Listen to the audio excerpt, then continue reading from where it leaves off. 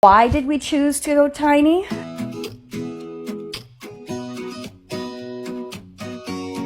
I think by definition, we're not going tiny at all.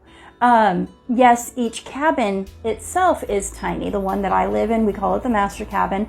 That one's only 420 square feet. And then we've got each of the bunkhouses, which are about 600 livable square feet. Yes, those are tiny, but when you put it all together and you add the kitchen and laundry building, it's not tiny at all. It's still the size of a proper full house. You know, you're looking at almost 2,000 square feet at that point. What we're doing is we are going independent, autonomous, if you will. Each tiny cabin is outfitted for sleeping, and it's going to have a little kitchenette and a bathroom, so those things are separate. And then we've got the communal space of the kitchen and laundry building, so that, you know, we're not taking up a lot of room in these tiny cabins with these core functions that everybody can share. Why we're building the tiny cabins? Honestly, there's a lot of factors that went into that.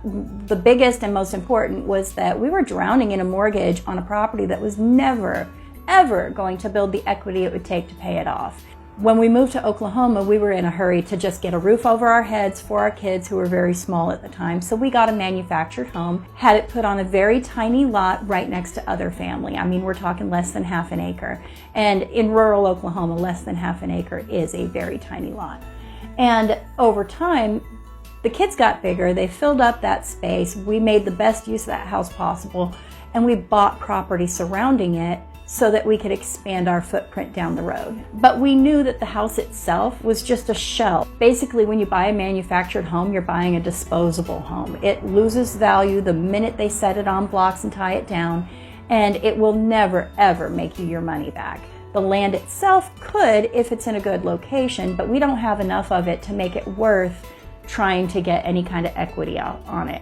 We made the decision that when our kids graduated high school, which they've all done by now, but this was a few years ago, we made the decision that when our kids graduated high school, we were going to roll forward with a plan to build tiny cabins.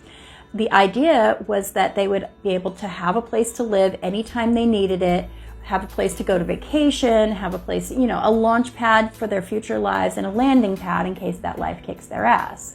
And then when they're not here, we would be able to have friends come and stay, outside family come and stay, musicians come and stay, because we're a very musical family. And that's where we're at now. And so far it's going great. I would say overall we're at about 50% done.